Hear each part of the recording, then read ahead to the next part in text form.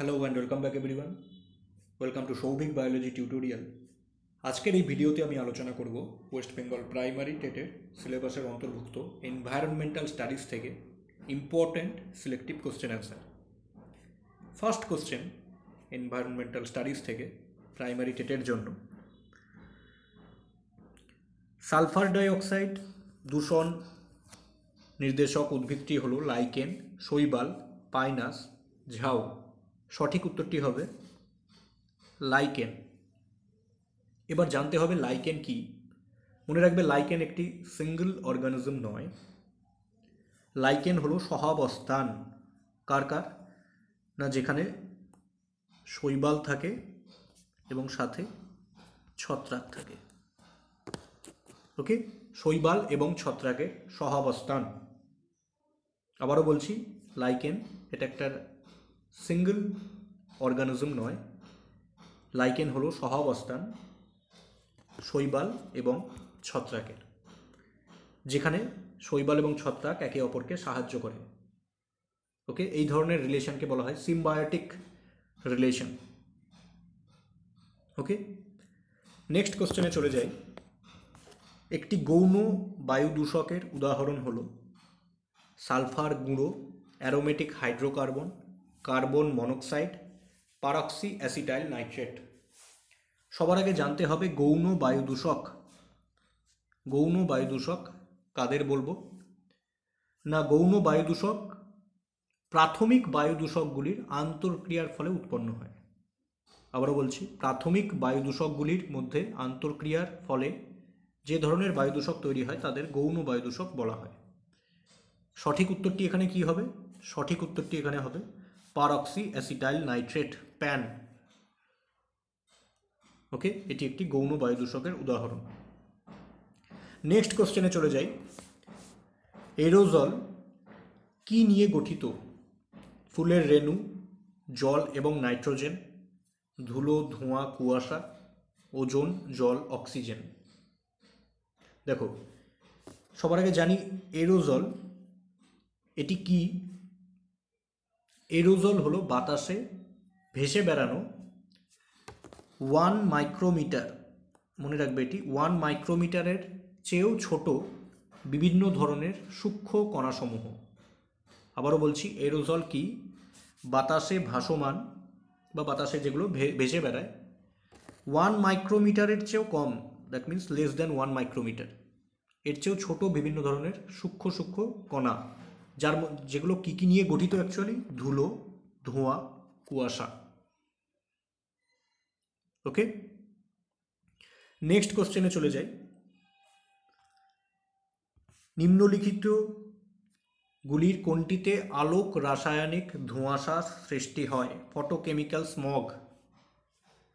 আলোক রাসায়নিক ধোঁয়াশা, ফটোকেমিক্যাল স্মগের কথা বলা হয়েছে। নিম্নলিখিত কোনটিতে আলোক রাসায়নিক ধোঁয়াশা সৃষ্টি হয়?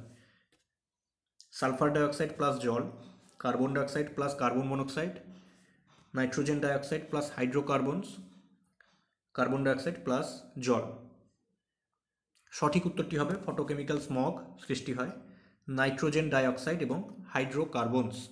তোমরা যদি দেখো বিক্রিয়াটি, আমি লিখছি,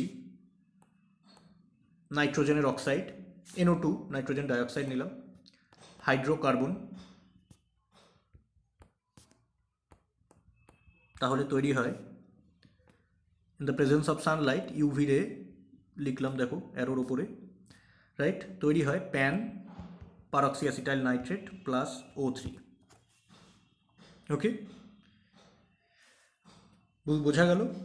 আলোক রাসায়নিক ধোঁয়াশা সৃষ্টি হয় নাইট্রোজেন ডাইঅক্সাইড এবং হাইড্রোকার্বনের বিক্রিয়ার ফলে। নেক্সট কোশ্চেনে চলে যাই।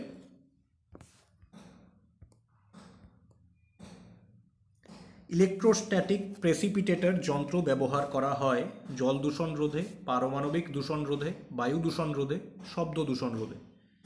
সঠিক উত্তরটি হবে ইলেকট্রোস্ট্যাটিক প্রেসিপিটেটর যন্ত্রটি ব্যবহার করা হয় বায়ু দূষণ রোধ করার কাজে। ওকে, অ্যাকচুয়ালি কি হয় এক্ষেত্রে? বাতাস থেকে ধুলো, ধোঁয়া এগুলোর অপসারণ করা হয়।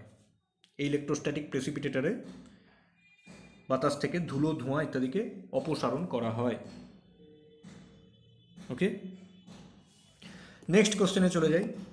যানবাহন থেকে নির্গত বজ্রের সবচেয়ে ক্ষতিকারক ধাতব দূষক পদার্থটি হলো, ভেরি ভেরি ইম্পর্টেন্ট কোশ্চেন। যানবাহন থেকে নির্গত বজ্রের সবচেয়ে ক্ষতিকারক ধাতব দূষক পদার্থটি হলো সীসা, তামা, পারদ, ক্যাডমিয়াম।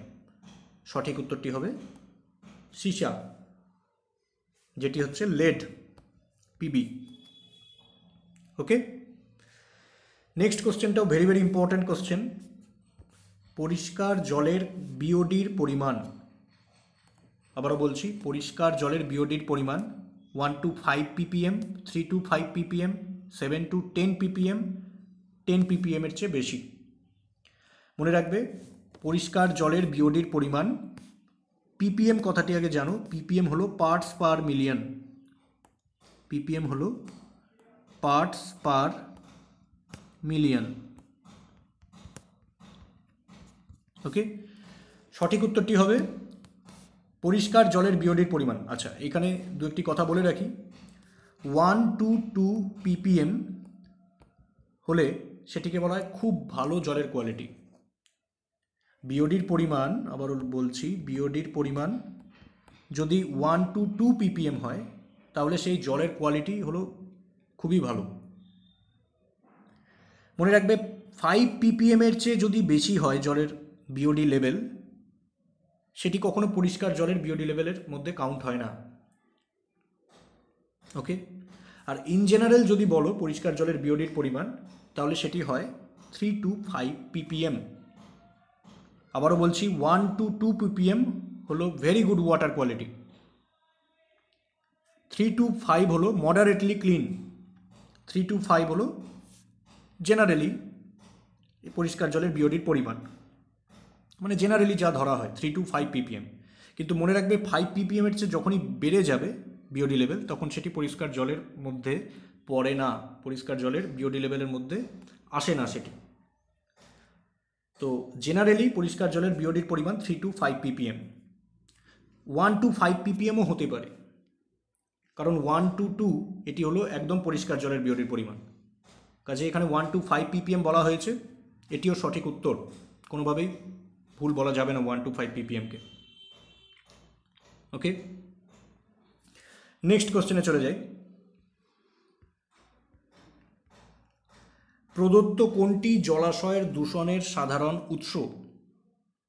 তাপবিদ্যুৎ কেন্দ্রের বজ্র, রাসায়নিক কারখানার নির্গত বস্তু, হাসপাতালের বজ্র, গৃহস্থালির সিউয়েজ।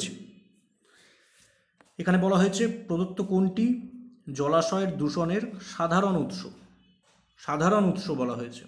সঠিক উত্তরটি হবে গৃহস্থালির সিউয়েজ। সাধারণ উৎস বলা হয়েছে, তাই সঠিক উত্তরটি হবে গৃহস্থালির সিউয়েজ। নেক্সট কোশ্চেন দেখো, প্রদত্ত কোনটি দূষিত জল দ্বারা সৃষ্ট রোগ? প্রদত্ত কোনটি দূষিত জল দ্বারা সৃষ্ট রোগ? আমাশয়, টাইফয়েড, জন্ডিস, কলেরা, সবকটি। সঠিক উত্তরটি হবে সবকটি, আমাশয়, টাইফয়েড, জন্ডিস, কলেরা। নেক্সট কোশ্চেনে চলে যাই। ইউট্রফিকেশন ঘটে কারণ, আচ্ছা, এর আগে যে ভিডিও করেছিলাম সেখানেও বলেছিলাম ইউট্রফিকেশন কি। মনে রাখবে, যে পদ্ধতিতে কোনো জলাশয়ের মধ্যে রাসায়নিক পদার্থ মেশার ফলে মূলত শৈবালের বৃদ্ধি ঘটে, শৈবালের বৃদ্ধি ঘটাটাকে বলা হয় অ্যালগাল ব্লুম, এবং যে পদ্ধতিতে এটি হচ্ছে সেটি হচ্ছে ইউট্রফিকেশন। এবার ইউট্রফিকেশনের কারণ চাওয়া হয়েছে, মানে কি নিউট্রিয়েন্টস যেগুলো মিশে এই ইউট্রফিকেশন ঘটায়, যে সকল রাসায়নিক পদার্থগুলো মিশছে সেগুলোর অ্যাকচুয়ালি প্রধান কোনগুলি? Calcium, magnesium, nitrogen, phosphorus, carbon, oxygen, Hg এবং DDT। সঠিক উত্তরটি হবে নাইট্রোজেন এবং ফসফরাস, রাইট? নাইট্রোজেন এবং ফসফরাস মনে রাখতে পারো, নাইট্রোজেন, ফসফরাস এবং আরেকটি হয় নিউট্রিয়েন্টস যেটি ইউট্রফিকেশনের জন্য মূলত দায়ী ক্যালসিয়াম। এখানে অপশানে আছে নাইট্রোজেন, ফসফরাস, এই দুটোই হবে। মেন হলো তিনটে, নাইট্রোজেন, ফসফরাস, ক্যালসিয়াম। এগুলি মানে এই রাসায়নিক পদার্থগুলি জলাশয়ের মধ্যে মেশার ফলে ইউট্রফিকেশন ঘটে। মানে ইউট্রফিকেশন পদ্ধতিতে এই ধরনের রাসায়নিক পদার্থগুলোই অ্যাকচুয়ালি মেশে জলের মধ্যে, এবং এর রেজাল্ট কী হয়? এর রেজাল্ট হয় শৈবালের প্রচুর বৃদ্ধি ঘটে, যেটাকে বলা হয় অ্যালগাল ব্লুম, এবং আলটিমেটলি জলে অক্সিজেনের ঘাটতি দেখা যায়। হোপ বোঝা গেল। নেক্সট কোশ্চেনে চলে যাই। ডিডিটি সবচেয়ে বেশি জমা হয় ফাইটোপ্ল্যাঙ্কটনে, কাঁকড়াতে, ইলে, সি গালে। দেখো, ডিডিটি সবচেয়ে বেশি জমা হয়, এটি কোশ্চেনটি করা হয়েছে বায়োম্যাগনিফিকেশন থেকে, মানে জৈব বিবর্ধন। যারা বায়োম্যাগনিফিকেশন বা জৈব বিবর্ধন ভিডিওটি দেখোনি, আমি লিঙ্ক দিয়ে দেবো, তোমরা দেখে নিও। এখানে কি হয়, ডিডিটি সবচেয়ে বেশি জমা হয় বলা হয়েছে কোথায়? ফাইটোপ্ল্যাঙ্কটন, কাঁকড়া, ইল, সিগাল। দেখো, সবার আগে জানি সঠিক উত্তরটি হবে সিগাল। কেন? যদি প্রত্যেকটি ট্রফিক লেভেল দেখো, কোনো একটি, এটি বলা হয়েছে অ্যাকোয়াটিক ইকোসিস্টেমে। অ্যাকোয়াটিক ইকোসিস্টেমে যদি দেখো, তাহলে প্রথমে থাকে ফাইটোপ্ল্যাঙ্কটন, দেন থাকে জুপ্ল্যাঙ্কটন, তারপরে থাকে ছোট মাছ মানে স্মল ফিশ, তারপরে থাকে লার্জ ফিশ মানে খায়, ঠিক আছে? ফাইটোপ্ল্যাঙ্কটনকে খায় জুপ্ল্যাঙ্কটন, জুপ্ল্যাঙ্কটনকে খায় স্মল ফিশকে খায় লার্জ ফিশ, বড় মাছ, এবং এই বড় মাছকে খায় টপ কনজিউমারে রয়েছে এই সিগাল। সিগাল অ্যাকচুয়ালি কি? এটি হলো পাখি যারা মাছ টাছ খায়। ওকে, জাস্ট এইভাবে মনে রাখো, ফাইটোপ্ল্যাঙ্কটন, জুপ্ল্যাঙ্কটন, ছোট মাছ, বড় মাছ, পাখি। পাখিরা দেখো একদম পুরো টপ কনজিউমার। ওকে, সর্বোচ্চ খাদক হচ্ছে এই পাখি। কাজে বায়োম্যাগনিফিকেশন ঘটনাটি যদি দেখো, তাহলে কি হয়, এখানে যত ট্রফিক লেভেলের ওপরের দিকে যাওয়া যায় কোনো একটা ফুড চেনের, যত ওপরের দিকে যাওয়া যাচ্ছে তত কনসেন্ট্রেশন বাড়ছে। ডিডিটি ফাইটোপ্ল্যাঙ্কটন যতটা নিচ্ছে, জুপ্ল্যাঙ্কটন যতটা ফাইটোপ্ল্যাঙ্কটন খাচ্ছে, কনসেন্ট্রেশন বেড়ে গেল। জুপ্ল্যাঙ্কটনকে ছোটো মাছ খেলো, এখানে ডিডিটির কনসেন্ট্রেশন আরও বাড়লো। এইভাবে দেখো সর্বোচ্চ খাদকে গিয়ে ডিডিটির কনসেন্ট্রেশন অনেক বেশি বেড়ে গেল। কাজে এখানে বলাই হয়েছে ডিডিটি সবচেয়ে বেশি জমা হয় কোথায়? সিগাল। মনে রাখবে, টপ কনজিউমার, সর্বোচ্চ খাদকে গিয়ে এই বায়োম্যাগনিফিকেশনটা, এই ঘটনাটাকেই বলা হয় বায়োম্যাগনিফিকেশন। সর্বোচ্চ খাদকে কনসেন্ট্রেশনটা অনেক বেশি হয়, রাইট? যারা বায়োম্যাগনিফিকেশন দেখোনি, ডিটেলে দেওয়া রয়েছে, ভিডিওটির লিঙ্ক দিয়ে দেবো ডেসক্রিপশানে এবং আই বুটনে, তোমরা দেখে নিও। এই হলো তোমাদের ইম্পর্ট্যান্ট সিলেক্টিভ কোশ্চেন অ্যান্সার। যদি ভিডিওটি ভালো লেগে থাকে তাহলে অবশ্যই লাইক করো, শেয়ার করো ফ্রেন্ডসদের সাথে, এবং সাবস্ক্রাইব করো চ্যানেলটিকে পরবর্তী এই ধরনের আরও ভিডিও পাওয়ার জন্য। Thank you very much.